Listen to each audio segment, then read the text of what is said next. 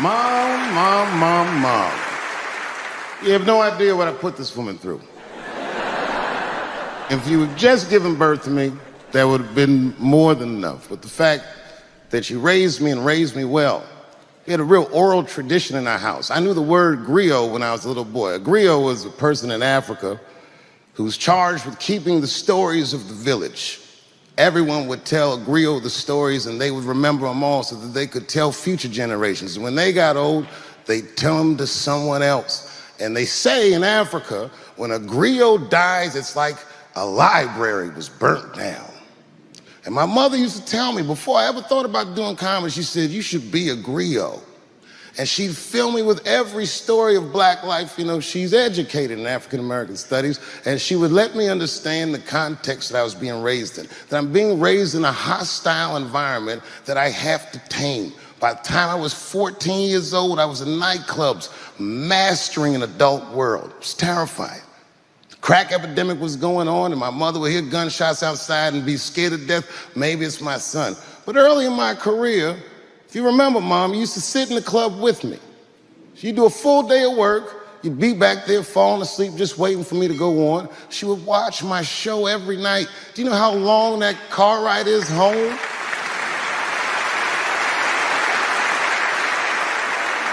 How many of you have ever heard your mother say, pussy jokes were a little too much tonight, son?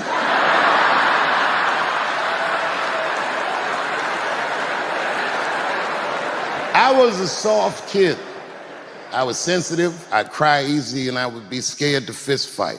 And my mother used to tell me this thing, I don't even know if you remember, but you said this to me more than once. You said, son, sometimes you have to be a lion so you can be the lamb you really are. What is happening in Hollywood that a guy that tough will be on the street waving a gun, screaming, they are trying to kill me? Yeah. What's going on?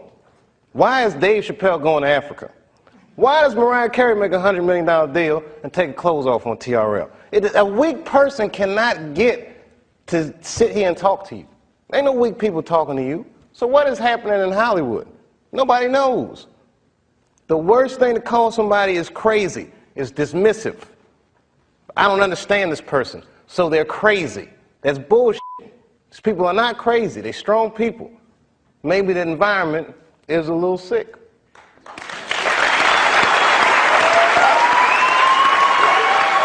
I gotta tell you something, and I don't talk about it often. Have you ever worked all your life for something and have it not work out? That happened to me. It was tough. Think about it. I was gone for 12 years. It's not a little bit of time. It was hell. I watched other niggas that I knew become very famous. I watched the world go on without me. I mourned the loss of it, and after a while, I didn't care. Coming back was terrifying. I understand what I am. I really do, more than anybody. Like when they write about me in history, I'll be dead reading it like, yeah, I knew they'd say that. I swear to God, this might be the noblest of professions. Robin Williams had a bar that I loved. He said, comedy is the only job you can have where you can use everything you know. And that's true. You can use more than you know. You can use what you think. Use it.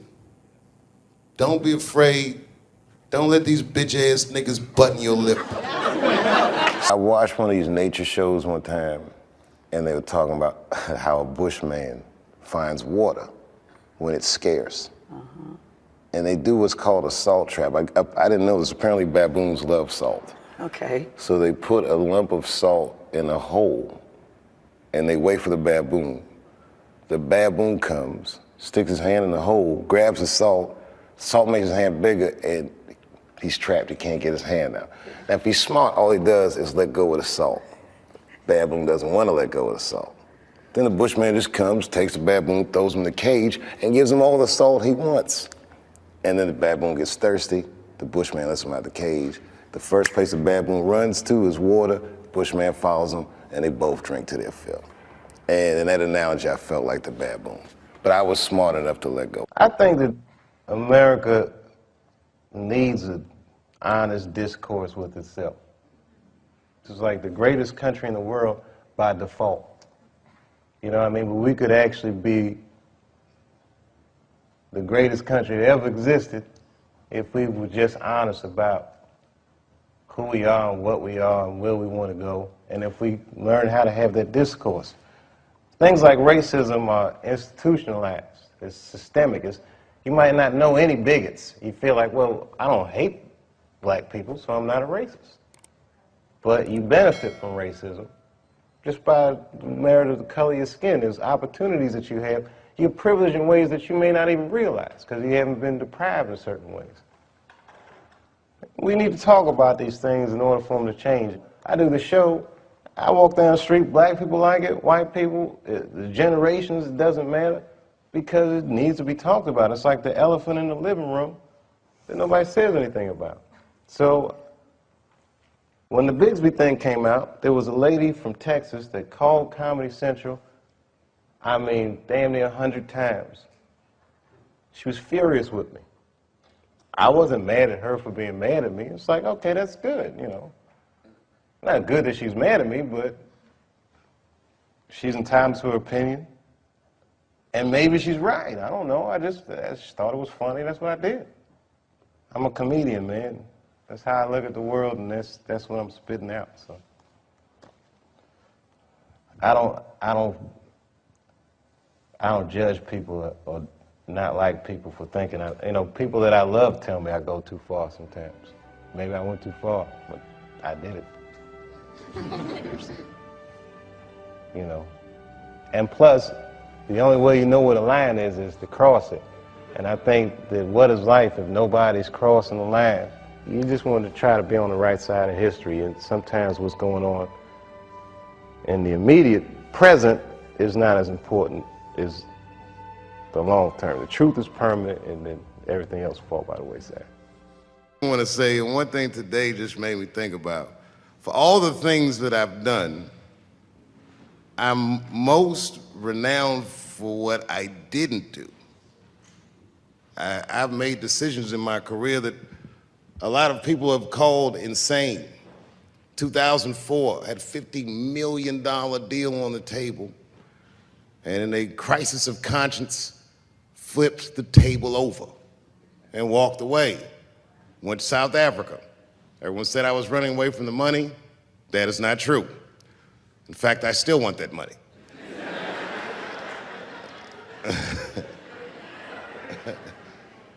The idea that I wanted to just share with you guys is the idea that sometimes you do what you think is best, whether anybody understands it or not. I heard a story about my father where someone told me he used to do statistics for a company in D.C. The company he did statistics for started doing business with the South African government, so he quit his job. It's caused a lot of problems between him and his wife. It's hard for a man when he can't provide for his family the way he wants to, and he suffered through it. And a generation later, when I had my crisis of conscience, I was able to go to a free South Africa and get away from the heat. This idea that what you do in your lifetime informs the generations that comes after you is something I keep thinking about, something that is so much bigger than just ourselves. And today I'm standing in front of you guys, and I know you guys are like, oh, I know you're bored. But I see family of mine in the front row some who I've never met, and I just realize how all of us are connected. That my great-grandfather built something more substantial than buildings. He built a community, and he built, more importantly than a community, he built a way. You know, so I'm very grateful. Very grateful. Hello, police. I just saw him saying, you know what I mean? He's standing over like, so this is what black people talk about.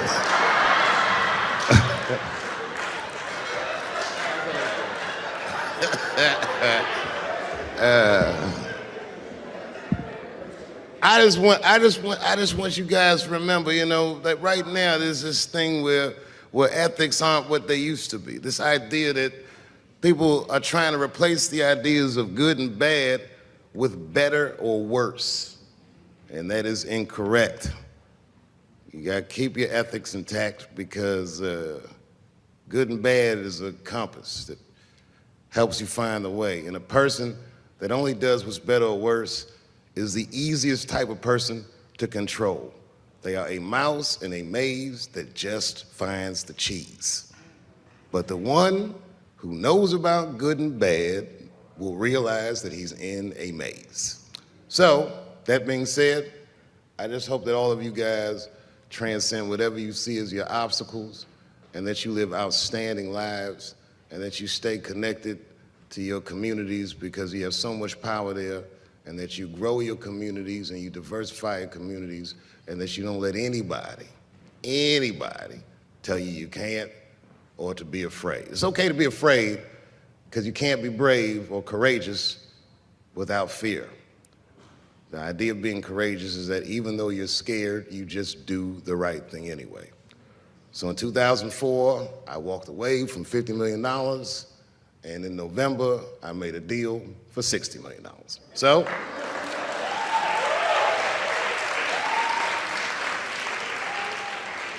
although I am not the most famous comedian of my time, I would like to know what their great-grandfathers did. I'm very proud today. Thank you very much.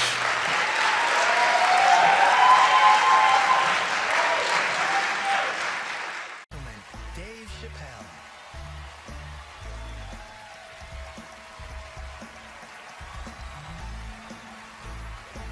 Thank you. Oh boy, I'm very nervous. No pressure. During the Civil Rights Movement, I can't read what's on the teleprompter. Some about Black America and white America. There's Black Americans and there's white Americans. We're all one America. So if you don't mind, this is not live, is it? I imagine whatever I say, you could just edit it out. Let's try it a few ways. Lou, are you in the booth? I am. All right, good. You know what, Lou? Let's just play around with it and see if we can get it right, get this clip package on, and then let me go home, all right? You got it. All right. Ready? All right, count me in. 5, 4, 3, 2, 1. Wu-Tang. I'm just with you, Lou. Let's do it again. We're gonna do it again. We'll get it right.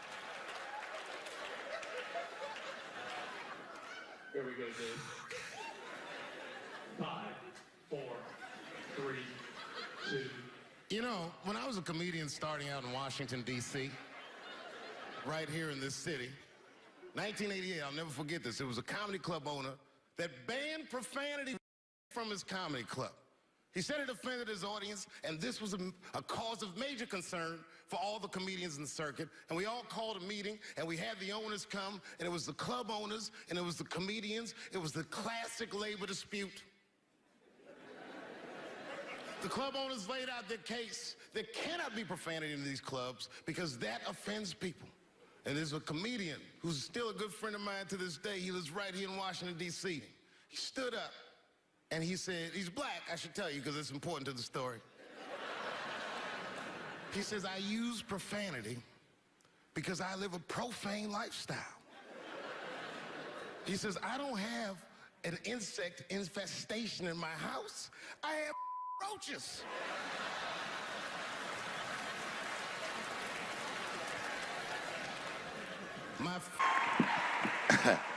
Man, I gotta tell you, when I was sitting here watching what all the other honorees have done with their lives, I started feeling like shit. Like, this is terrible.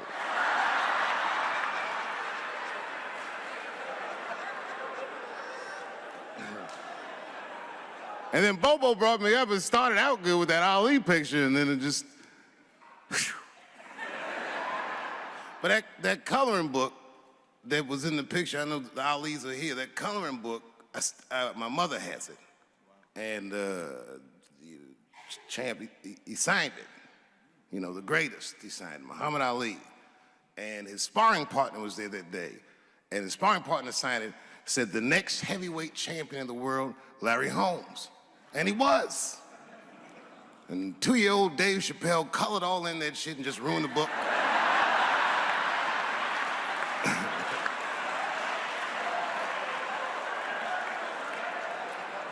But I remember part of the book that I remember real vividly, because I asked my mother about it when I was a kid. There's a part where there's a picture of Ali throwing his Olympic gold medal into the Ohio River. That's why it's so weird for me being here. You know, both my parents were very brilliant. My dad went to Brown in 1955. That's right. He told me at the time he was one of 3 black students. He said one of the guys got accused of a rape that he probably didn't commit, and the other guy killed himself, and Dad said, and I left. And see, that's what makes us Chappelle's great. We know when to quit.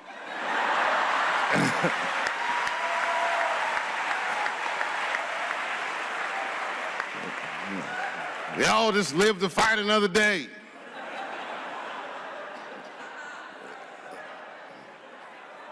I gotta say, I'm very honored to be here, and I'm very honored to be here with the other honorees. Really, I'm like very humbled by you all, the work that you do, and you all make me want to be better. All of you.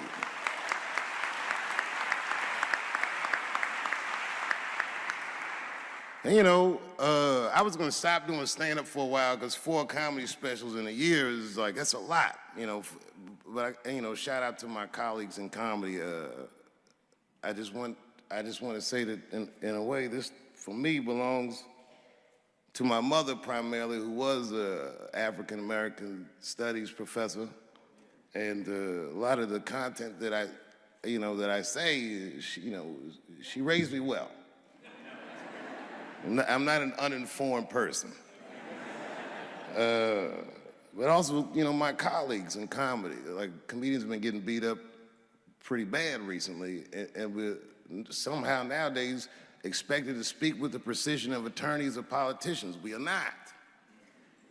I always think of James Baldwin. You know, James Baldwin was one of my favorite writers because he managed to tell white people what they feel like to be around.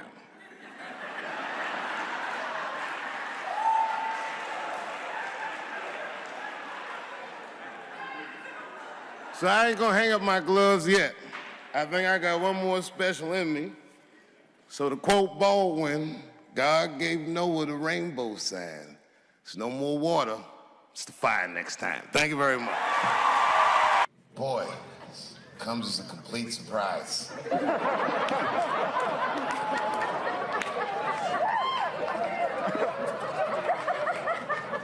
I mean, I read all the reviews, and they said so many terrible things. They were embarrassed for me. I had lost my way. It wasn't even worth watching.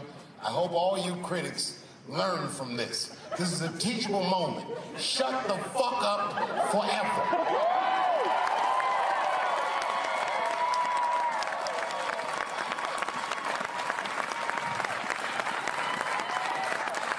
Two in a night. These aren't them. These are the ones I won for the other ones, motherfucker. I would like to thank my editor who was nominated. Unfortunately, he did not win, but I couldn't have been more honored to work with Jeff Urin.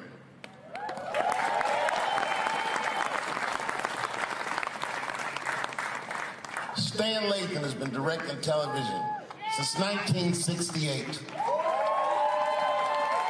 Any show that I watched when I was growing up, he directed it. From Sesame Street to Sanford and Son to Good Times to Everything Black. And finally, you motherfuckers finally gave him an Emmy tonight. He deserves so much more, but I'm glad you came around.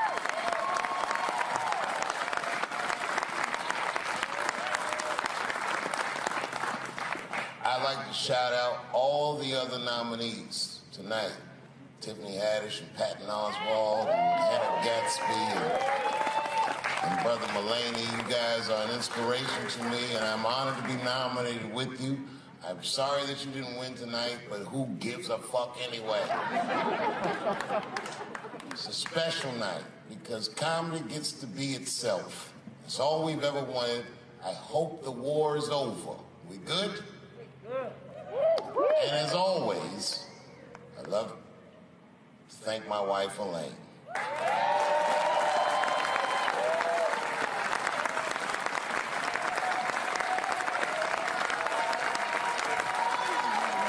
That's right.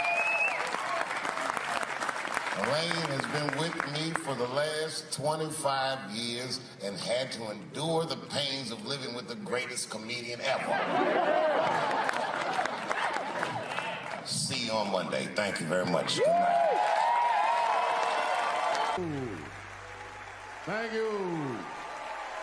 Thank you. I like not knowing what's going to happen. I like making memories. Sometimes I do all this crazy shit around my colleagues just so that they can tell their friends I did it. But rather than talk about myself, just briefly, I want to just talk about my genre. Stand-up comedy is an incredibly American genre. I don't think any other country could produce this many comedians. And unbeknownst to many people in this audience, I don't think there's opinion that it exists in this country that is not represented in a comedy club by somebody. Each and every one of you has a champion in the room. We watch you guys fight, but when we're together, we talk it out. I know comics that are very racist, and I watch them on stage, and everyone's laughing, and I'm like, that motherfucker means that shit.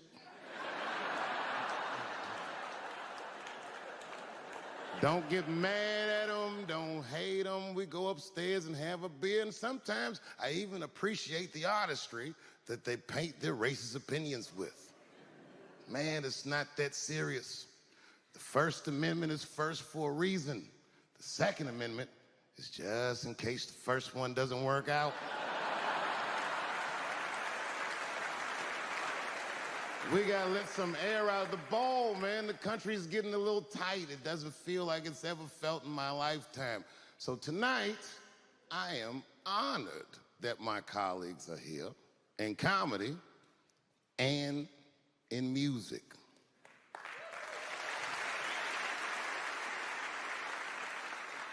And I want everyone in America right now to look at me. Look at me smoking indoors. I didn't ask anybody, I just did it. What are they gonna do? Kick me out before I get the prize? No, nigga, this is called leverage.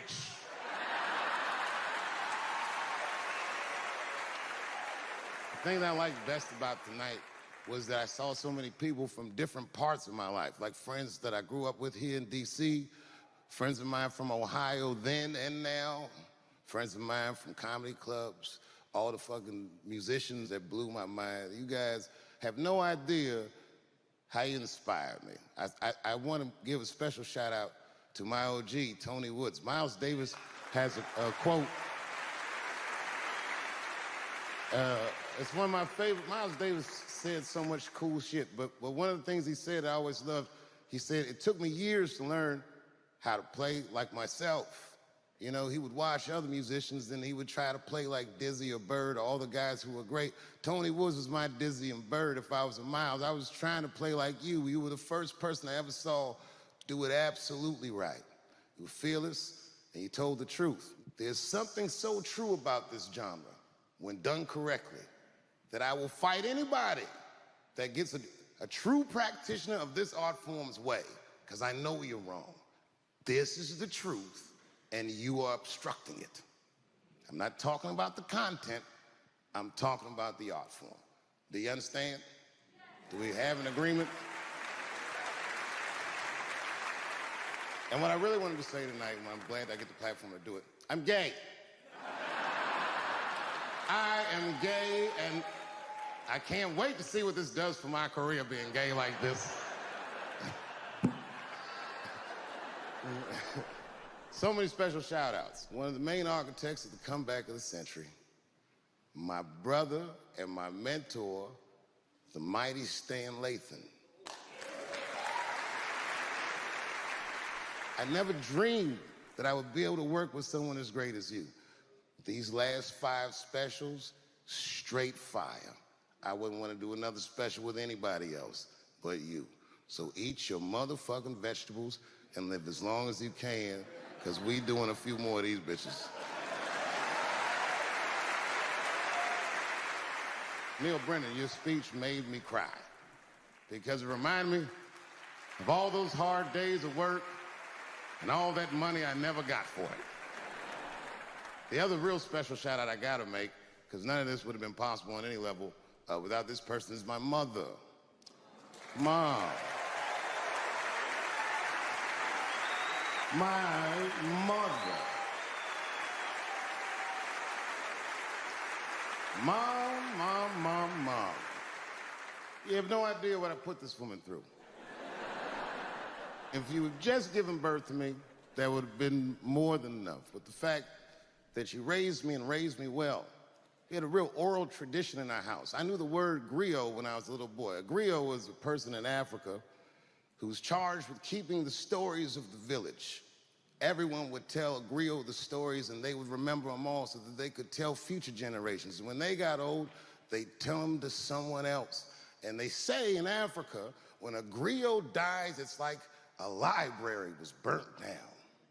And my mother used to tell me, before I ever thought about doing comedy, she said, you should be a griot.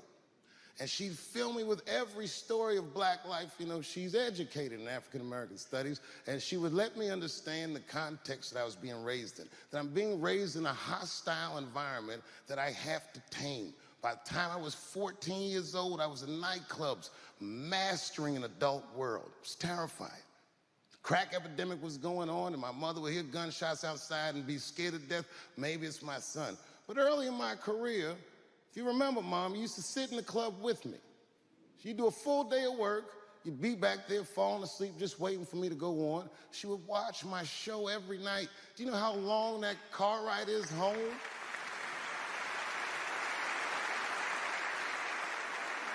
How many of you have ever heard your mother say, pussy jokes were a little too much tonight, son?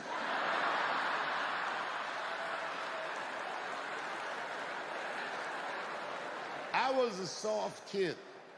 I was sensitive, I'd cry easy, and I would be scared to fist fight. And my mother used to tell me this thing, I don't even know if you remember, but you said this to me more than once. You said, son, sometimes you have to be a lion so you can be the lamb you really are. I talk this shit like a lion. I'm not afraid of any of you when it comes word to word. I will gab with the best of them, just so I can chill and be me. And that's why I love my art form, because I understand every practitioner of it. Whether I agree with them or not, I know where they're coming from. They want to be heard. They got something to say. There's something they notice. They just want to be understood. Love this genre. It saved my life. So tonight, Mom, I would like to honor you in a very special way that I cannot do on my own. But because now I'm a man with great and influential friends, I'd like to ask my man Thundercat to come out on the stage. Thundercat, the Mighty Most Def.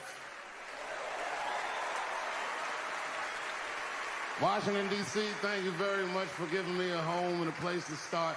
Today is officially Dave Chappelle Day in Washington, D.C. The mayor declared it last night. So, in the future, on Dave Chappelle Day, I ask everyone who wishes to celebrate it to make one incredible memory for themselves and or somebody else. Thank you very much. Good night. Thank you. You know, I speak for a living, and I'm a little nervous today. I wanted to say thank you, Mr. President, and thank you, Bishop Green, and thank everyone at Allen University for hosting me today, because it feels special, right? When I think of this great-grandfather that I've heard about in my life, but never actually touched his legacy. So it's like the product of his loins coming to meet the product of his work. And it's an important day for me personally. And I know a lot of you guys are students, and I just want to tell you I'm the first person in my family to not go to college. And as the president has told you, I've done outstanding in spite of that.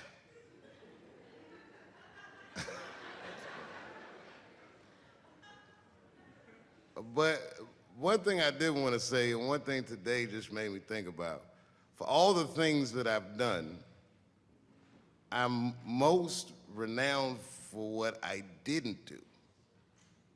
I've made decisions in my career that a lot of people have called insane. 2004, had a $50 million deal on the table, and in a crisis of conscience, flipped the table over and walked away. Went to South Africa. Everyone said I was running away from the money. That is not true. In fact, I still want that money.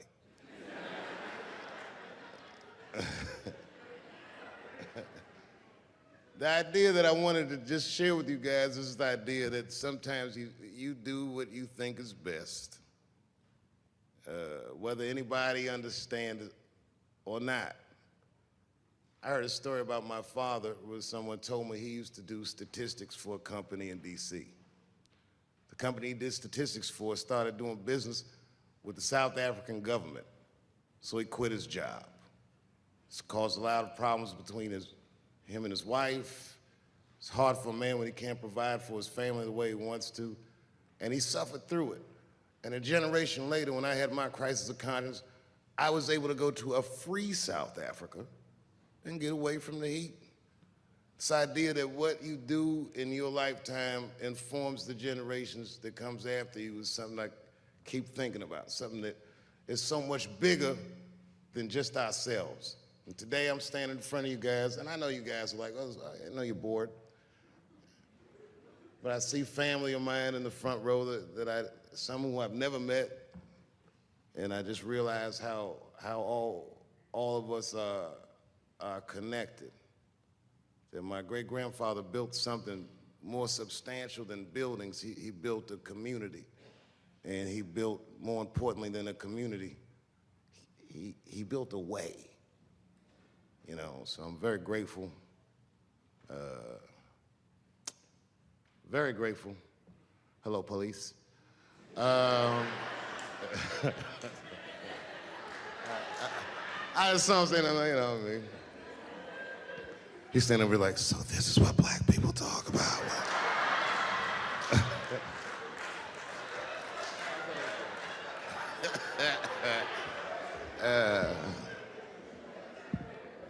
I just want you guys to remember, you know, that right now there's this thing where ethics aren't what they used to be. This idea that people are trying to replace the ideas of good and bad with better or worse, and that is incorrect. You gotta keep your ethics intact because good and bad is a compass that helps you find the way. And a person that only does what's better or worse is the easiest type of person to control. They are a mouse in a maze that just finds the cheese. But the one who knows about good and bad will realize that he's in a maze. So, that being said, I just hope that all of you guys transcend whatever you see as your obstacles, and that you live outstanding lives, and that you stay connected to your communities because you have so much power there, and that you grow your communities and you diversify your communities, and that you don't let anybody tell you you can't or to be afraid. It's okay to be afraid because you can't be brave or courageous without fear. The idea of being courageous is that even though you're scared, you just do the right thing anyway. So in 2004, I walked away from $50 million, and in November, I made a deal for $60 million. So,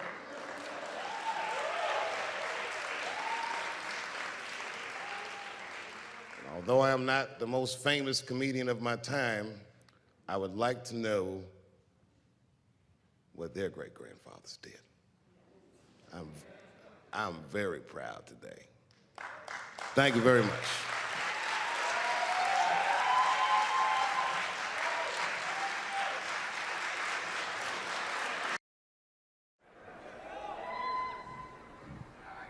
It's been said in the press But I was invited to speak to the transgender employees at Netflix, and I refused. That is not true. If they had invited me, I would have accepted it, although I am confused about what we are speaking about. I said what I said, and boy, I heard what you said.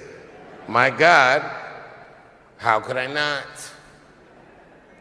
You said you want a safe working environment at Netflix. Well, it seems like I'm the only one that can't go to the office anymore.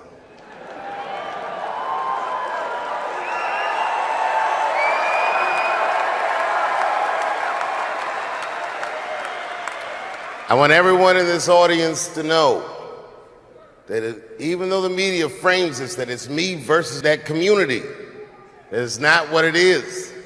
Do not blame the LGBTQ community for any of this shit. This has nothing to do with them. It's about corporate interests and what I can say and what I cannot say.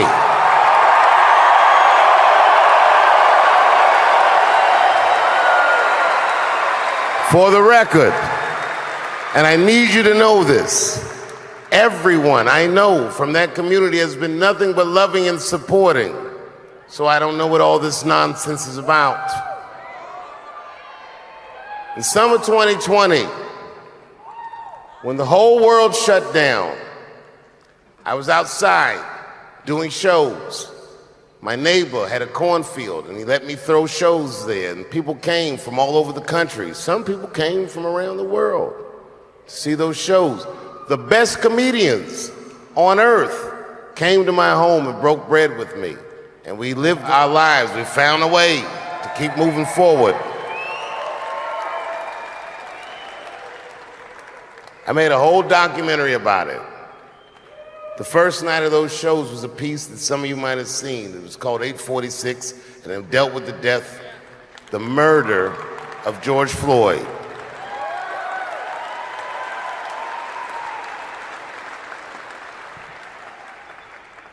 This film that I made was invited to every film festival in the United States, and some of those invitations I accepted. And when this controversy came out about the closer, they began disinviting me from these film festivals. And now, today, not a film company, not a movie studio, not a film festival, nobody will touch this film. Thank God for Ted Sarandos at Netflix. He's the only one that didn't cancel me yet.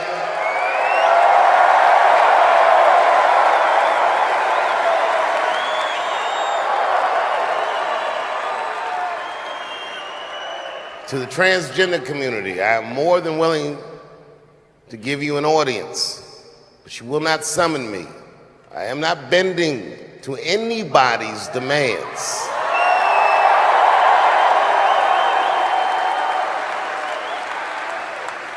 And if you want to meet with me, I'd be more than willing to, but I have some conditions.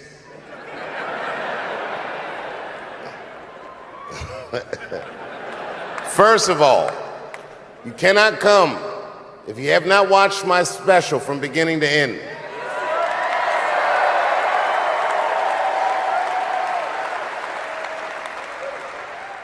You must come to a place of my choosing and a time of my choosing.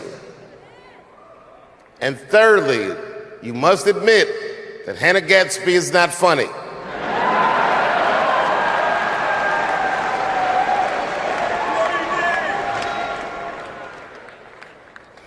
I desperately want people to see this movie, but I understand why investors would be nervous. Since nobody will touch it, I'll tell you what I'll do. I will make it available for all of you in 10 American cities, going on sale in the next few days. You will be able to see this movie in its entirety, and you can see what they're trying to obstruct you from seeing. And you can judge for yourself, but you cannot have this conversation and exclude my voice from it. That is only fair. You have to answer the question, am I canceled or not? Then let's go. Thank you very much, and good night.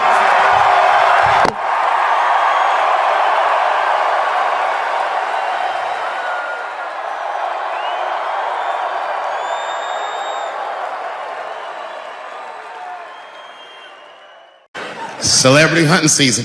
Doesn't matter what I say, they're gonna get everybody eventually. Like, look, I don't think I did anything wrong, but we'll see. They even got poor Kevin Hart. Can you imagine such a thing? Kevin Hart, let me tell you something. It was Kevin Hart's dream to host the Oscars. That's what he told me. And I remember when he told me, because I was thinking to myself, well, that's an awfully strange dream for an African American. Kind of nigga dreams of hosting the Oscars. Kevin did, that's who. And he did it. Against all the odds, Kevin became the most famous comedian this world has ever seen, and he got the job that only one black man before him had had. He was gonna host the 80th Oscars. And I don't know what you know about Kevin, but I know Kevin Hart is damn near perfect. As close to perfect as anybody I've ever seen. In fact, Kevin is precisely 4 tweets shy of being perfect. 10 years ago, Kevin had made some very homophobic comments. And I'm not going to repeat what he said, because this is Atlanta.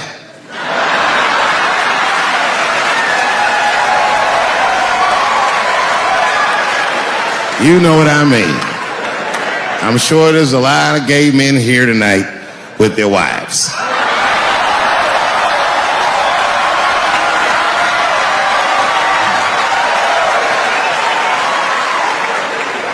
Far be it from me to offend anybody. All right, I'll tell you what he said. But just remember, these are not my words. These were Kevin's words. It was a long time ago. And I'm paraphrasing because I'm not good at telling other people's jokes. Okay, Kevin said that if his little son was demonstrating or exhibiting homosexual behavior around the house, that he'd chastise him. He'd say, hey, that's gay. And then he said he would smash a dollhouse over that child's head. Ooh, the gay community was furious. And I don't blame them. I got a lot of gay friends. And all of them, 100% of them, all have told me fucking horror stories about the shit they had to go through just to be themselves. Crazy, crazy stories. And in all those stories, I gotta say, not one of them has ever mentioned anything like their father smashing a fucking dollhouse over their head. Because clearly Kevin was joking. Think about it. You would have to buy this nigga a dollhouse to break it over his head in the first place. Does that sound right? Is anybody gonna do that? The gay community was upset, and then they put so much pressure on the Academy of Motion Pictures and Sciences that they went to Kevin and said, if you don't apologize to that community, then you cannot host these Oscars. And then Kevin said, fuck it, I quit.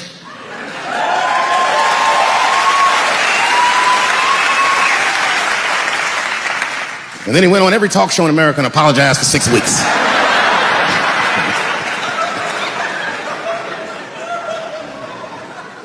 Kevin fucked up. I understand the mistake he made because I've made the same mistake early in my career. This is many years ago, 15 years ago. It's when I was doing Chappelle's show. There's a, thank you.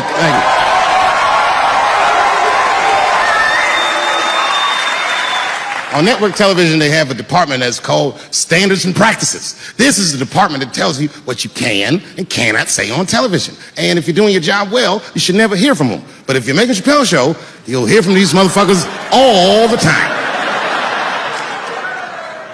And remember, this is 15 years ago. I made a mistake. I didn't even know I had done anything wrong.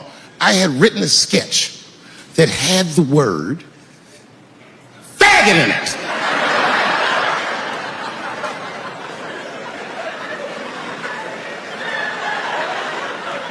So I had to go to Standards and Practices. They called me up. I don't know why they're calling me, but I like the lady that runs the department. She's usually really fair and was one of my favorite people I've ever worked with. So she sits me down. We have a nice conversation. She tells me, oh, the sketches are great. I go, oh, fantastic. Well, then why am I here?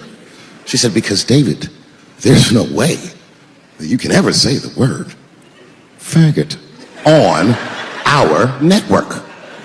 I didn't know I did anything wrong. I didn't try to defend myself. I said, all right, fuck it. I'll take it out. Have a good afternoon. And as I was leaving, it occurred to me, hey, Renee, quick question. It's just a question. Seriously, I want to know, like, why is it that I can say the word nigger with impunity?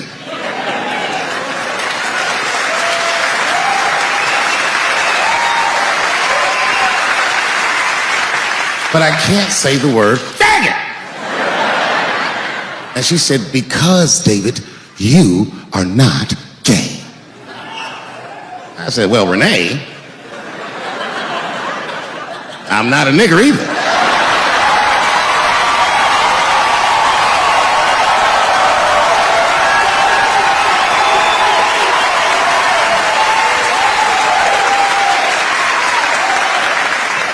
But you see, what I didn't realize at the time and what Kevin had to learn the hard way is we were breaking an unwritten and unspoken rule of show business. And if I say it, you'll know that I'm telling you the truth. The rule is that no matter what you do in your artistic expression, you are never, ever allowed to upset the alphabet people. You know who I mean. Those people that took 20% of the alphabet for themselves. I'd say the letters, but I don't want to conjure their anger. It's too late now. I'm talking about them L's and them B's and them G's and the T's. People be surprised. I have friends, all kinds of letters. Everybody loves me and I love everybody. I got friends who are L's, I got friends who are B's, and I got friends who are G's. But the T's hate my fucking guts. And I don't blame them. It's not their fault, it's mine. I can't stop telling jokes about these things. I don't want to write these jokes, but I just can't stop.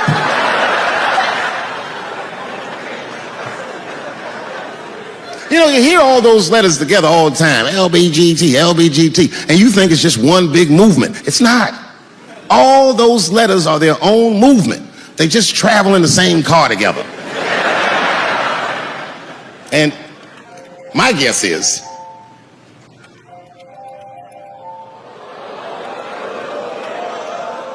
what is this, high school? This nigga probably got a babysitter or something. Go on and answer your phone, nigga. Just get that shit out of here. I'm in the middle of something important. Wouldn't it be funny if we made fun of him? He was like, and he went outside like, hello? Mama's dead. Oh no! Mama's dead.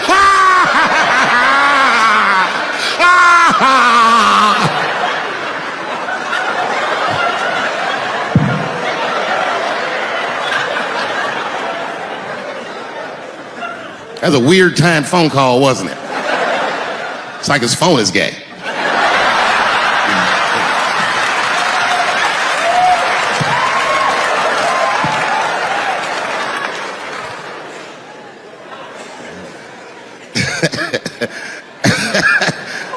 Like I was saying, my guess is the G's are driving that car.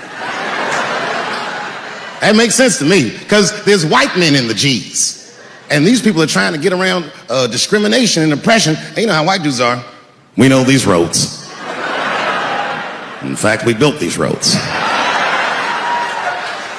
The rest of you buckle up, we'll get you where you want to go. So the G's are just driving the car. Of course, next to the G's in the passenger seat is the L's. Everybody likes the L's. Except for the G's. I don't know what that's about. I just know the G's don't like them that much. And the G's always say like little subliminal digs on them. It's unnecessary shit. It's not mean, but you know what I mean? They just be like, I wouldn't wear that. The only thing that breaks the tension between the L's and the G's are the B's in the back seat. That's right, there you go. Everybody scream out when you hear your letter.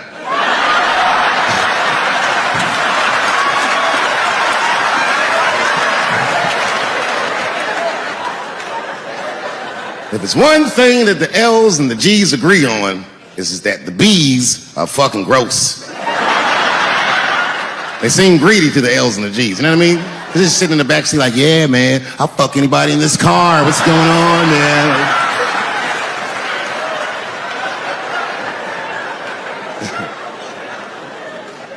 And sitting next to the B's, all the way in the backseat by themselves, looking out the window. That's the T's. Everybody in the car respects the T's, but everyone also resents the T's. It's not the T's fault, but everyone in the car just feels like the T's are making the trip take longer.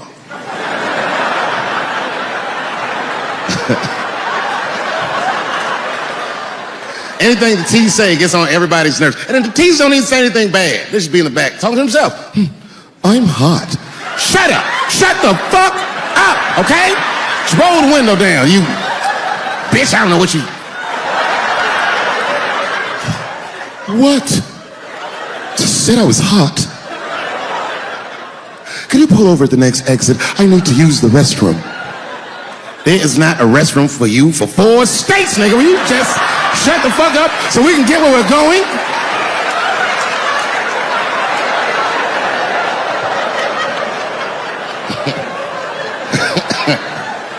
And just when that car can't get any more tense, the cues are a hitchhiker that they pick up on the road. Some white dude in booty shorts is walking down the freeway.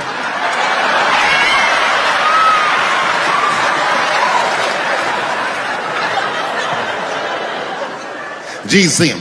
That guy might be one of us. Hey, are you okay? You need some help? And he come over there with them booty shorts leaning on the window. Hey, what's going on, fellas? Lady? Whatever pronoun makes you feel comfortable in the back.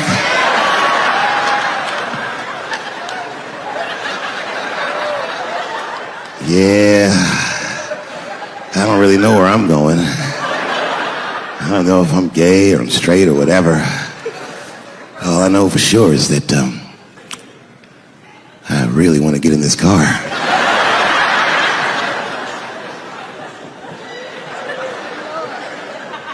And they make him get in and sit in between the B's and the T's. I feel bad for T's, but they're so confusing. And it's not all my fault. I feel like they need to take some responsibility for my jokes. Because I didn't come up with this idea on my own. This idea that a person can be born in the wrong body. But they have to admit, that's a fucking hilarious predicament. It's really fucking funny. And if it happened to me, you'd laugh, wouldn't you? That wouldn't be funny if it happened to me? I think it would be. What if it did? What if I was Chinese, but born in this nigga body? That's not funny. And for the rest of my life, I had to go around making that face. Hey, everybody, I'm Chinese! And everyone get mad. Stop making that face. That's offensive. What? This is how I feel inside.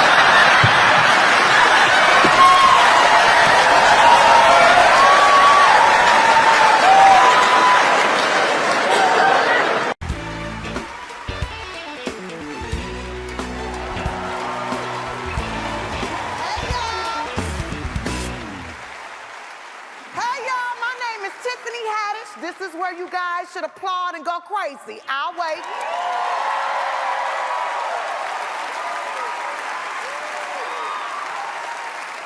Dave, I see why you wear these. They are so comfortable. Look at this room, y'all. Look at this room. Look at the people we got here at this party. Yes. Comedians, actors, and musicians are all here for one man. We're all here because Dave brings people together in a way that maybe no one else in the world can. I met Dave over 20 years ago, and we've been friends ever since. Dave, you have always been my mentor, my big brother, and every time I step on stage, every time, I think of you because I've always want to make you proud because you're the GOAT. You know, you're the greatest. What I love about Dave is his spontaneity. My favorite story with Dave was on Christmas, one year after I finished feeding the homeless at the Laugh Factory. I do that every year because I never forget where I came from. Not the Laugh Factory, homeless. Dave called me to meet him for drinks. And when I arrived, I see him there with Marlon Wayans, and I was like, what are y'all fathers doing here on Christmas? Shouldn't y'all be with y'all kids? And Dave said, who are you, Scrooge? Bitch, have a drink.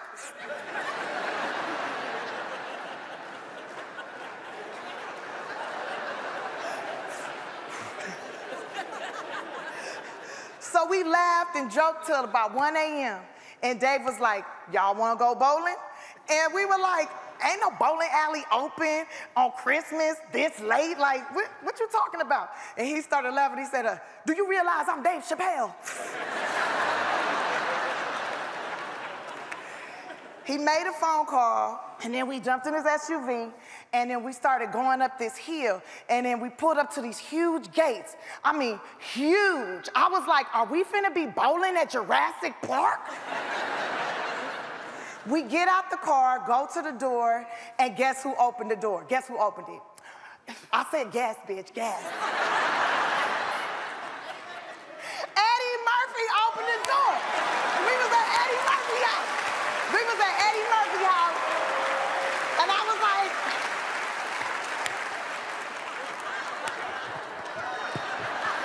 and Dave was like, calm your ass down before we get kicked out. And I was like, oh my God, I can't believe this. Axel Foley got a bowling alley. Man, we must have talked and laughed and shared stories for hours. And that's the kind of guy Dave is, just spontaneous. And he's magical, and he's a horrible bowler.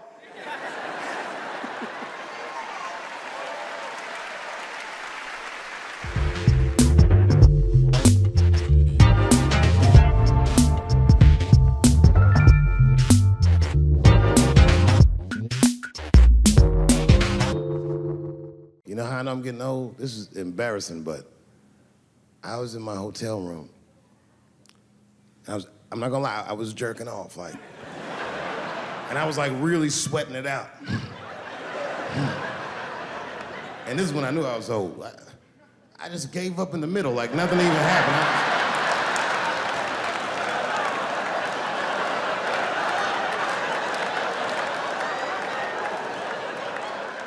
I don't like looking at my dick anymore. My dick looks distinguished. It's old, an old looking dick. It's got salt and pepper hair all around it. My dick looks like Morgan Freeman in the 90s. Without the dots. My dick narrates, Dave pulled me out and started jerking me around and jerking me around. But not with the same vigor as when he was young. He and I both knew nothing was coming out.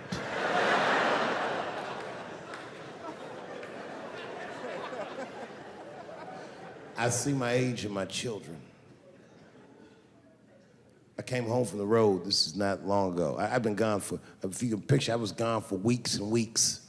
And when I came back, nobody was home.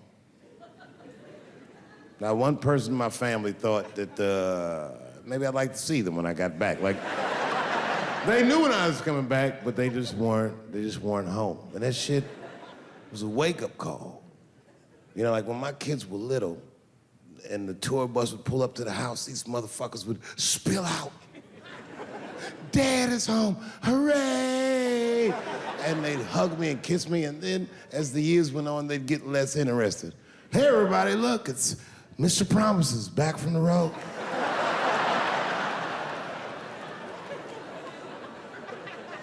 But empty house, that's some cold shit. And I went into my oldest son's room. I was like, hello, hello. He was gone. And I'd never done this to him before, but for some reason I just did it. I just looked through his shit. Just to see who this motherfucker was becoming. And I found these notebooks, and I started going through the notebooks, and there was all this wonderful poetry in them, written in his handwriting. I didn't even know this nigga wrote poems. And then I looked through his drawers, and I opened up his middle drawer, and I found this rolling paper. And I looked down at them papers like, oh, that's where that poetry's coming from.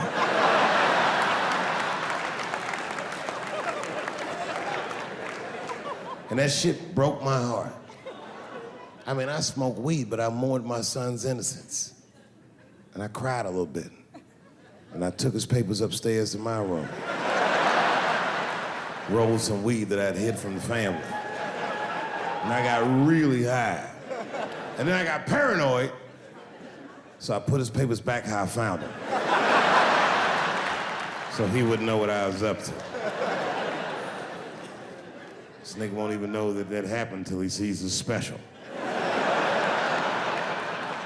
Yeah, nigga, I found your papers. He's a cold motherfucker. Let me tell you, this kid is only 16 years old. Listen to what he did to me.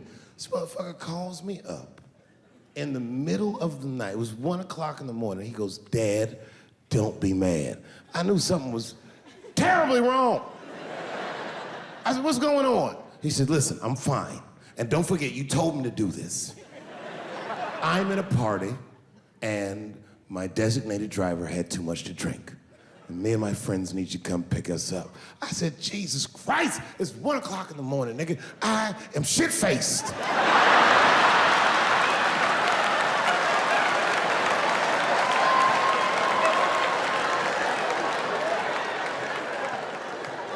But I figured, fuck it, it's better me than some kid. I might as well roll the dice and go pick my nigga up. I said, all right, I'm coming to get you. Just give me the address and I'll be right there. And then he gave me the address and I was shocked. I said, son, you are not gonna believe this, but I'm at the same party, nigga.